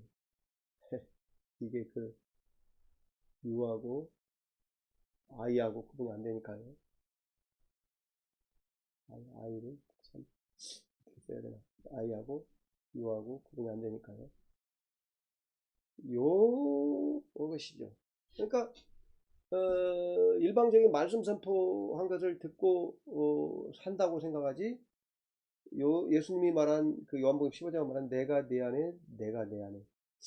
그리고 이제 그 서신서들의 말한 성령으로. 또 이제 그 갈라디아서 2장 20절에 말한 바울이 말한 내 안에 예수도 산다. 내가 사는 것은 나를 위하여 십자가에 못 박혀 죽으시고 부활하신 그 예수를 믿는 믿음으로 산다. 예수님을 의지해서 산다. 예수님의 삶을 산다. 뭐 이렇게 말합니다. 로마서 아까 8장, 로마서 8장 13절, 4절도 기지만 육신이 아니라 영으로, 그 영을 따라 행하는, 영으로서 몸의 행실을 죽이면 살리니, 이런.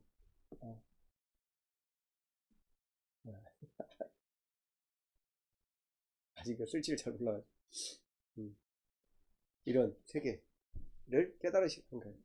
그래서 이 제가 그 언약에 대한 얘기, 뭐 신해산 언약, 새 언약, 언약법, 성막, 성전, 그 다음에 뭐 죄송합니다. 경륜에 대한 얘기, 1경륜, 2경륜, 3경륜, 4경륜, 신해산 언약, 시대, 복음, 새 언약 시대, 새 언약, 예수 그리스도 재림 이후, 뭐 이렇게 경륜시대 구분, 뭐 이것은 제가 생각이 안 나네. 송재근 목사님, 송재근 박사님, 그분에게 이제 배운 내용입니다. 송재근 목사님, 이분의 책도 있어요. 이분은 이제 모세우경 전공이신데 이분에게 이제 그 언약에 대해서 배웠을 거 아니에요. 네. 이러한 어려운 얘기들을 한단 말이에요. 좀 이렇게. 근데 이런 부분은 이해가 안 가신 부분은 개인적으로 질문을 하시고, 기회가 되시고 시간이 되신 분은 또 저하고 만나서 얘기도 하고, 얼마든지 저는 뭐 그런 개인적으로 서로 얘기하고자 대화하고 싶은, 일방적인 가르침을 말하는 건 아니고 대화하고 이런 데 시간을 투자하겠습니다. 예수님은 한 영혼이 천하보다 귀하다고 말씀하셨으니까요. 예수님의 말씀을 순종하여 살고자 하는 저는 한 사람도 상관이 없죠. 그리고 정말로 주의 말씀대로 순종하여 사는데 육신을 따르지 않고 그 영을 따라 행하는 삶은 많은 사람들이 가는 길이라고는 생각하지 않아요. 예수님도 좁은 문이라고 얘기했고요. 죄송한 얘기입니다만은 또 현상을 봐도 많은 분들이 여기에 몰입하지는 않는 것 같고, 그래서 이러한 개념들을 제가 말씀드리고 싶은 것은 단숨에 이해할 수가 없어요. 왜? 많은 어떤 시간들을 통해서 깨달아진다는 거죠. 이런 것들이 정말 노력을 통해서 알아지는 거예요. 왜? 육신적으로 의지를 들이고 노력하는 단계가 있어야 하니까요. 첫 번째로는요, 노력을 들여야 돼요. 노력. 돈도 들이시고요, 시간도 들이시고. 제가 신학교를 6군데째 다닙니다. 6군데째. 제가 호서대 박사과정에 작년 2학기 공부했습니다만은 돈, 시간, 노력 많이 드려야 돼요. 하나님 앞에 기도도 하고. 그 다음에 두 번째는요, 오늘날 교회가